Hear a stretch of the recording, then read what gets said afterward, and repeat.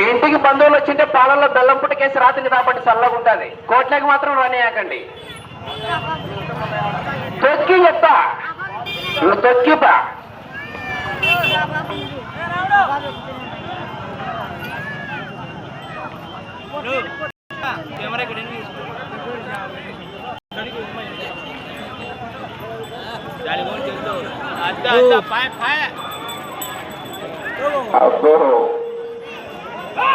తిరుపతి రెడ్డి గారు, మామగారు, అబ్బో తల్లి కరెంటు పాస్ అవుతుంది ఊరికి నిన్ను చూస్తే.